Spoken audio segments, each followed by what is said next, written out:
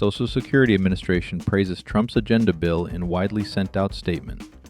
The Social Security Administration this week sent out an email to many Americans celebrating the passage of President Donald Trump's domestic policy bill and touting the measure's tax relief for seniors in a move that analysts said strayed from the agency's typically apolitical nature.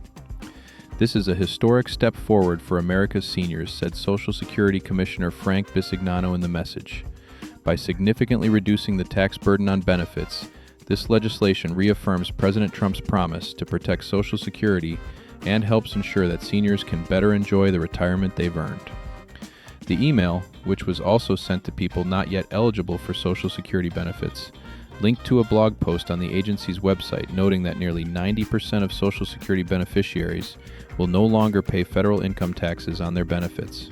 Although Trump campaigned last year on eliminating taxes on Social Security benefits, congressional Republicans were not able to fulfill that promise in the One Big Beautiful Bill because of the rules surrounding reconciliation, the process Senate Republicans used to approve the package without Democratic support.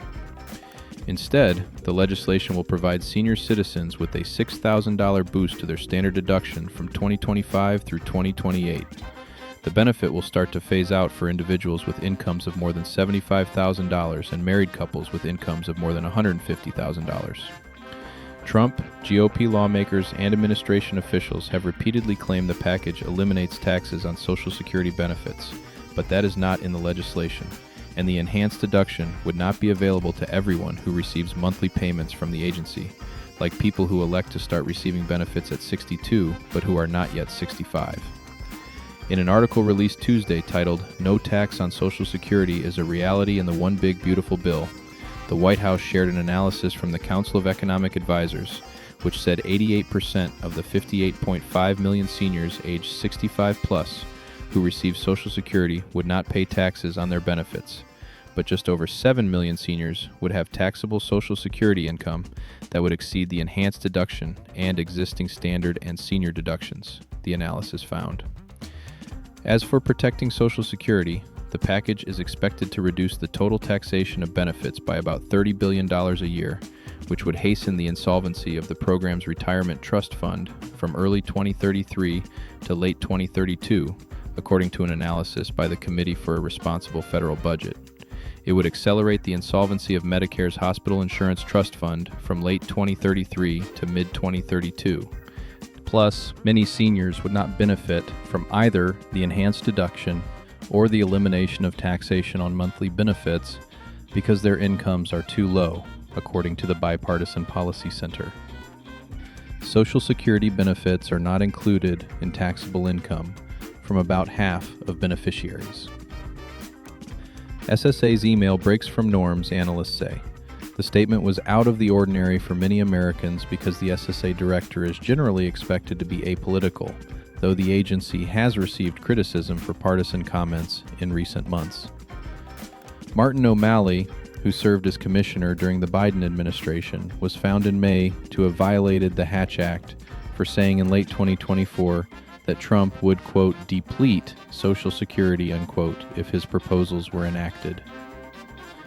I certainly can't tell anybody who to vote for, but I can tell you that the proposals that are coming from Donald Trump would quickly deplete Social Security, and we wouldn't be able to pass it on to our kids as our grandparents passed it on to us, O'Malley said during an interview with WPTF Morning News last October. Kathleen Romig, a former senior advisor at SSA during the Biden administration, told CNN she's received several emails and text messages from people asking her why they received the email, because they haven't received a similar statement before. People are like, is this real? Is this a scam? Because it's not what they signed up for. It doesn't sound like normal government communications, official communications, Romig said. It sounds like, partisan. Some people took to social media to question and condemn the political nature of the email. I am not a Social Security recipient, but even if I was, quote, why am I getting an email from SSA celebrating this legislation?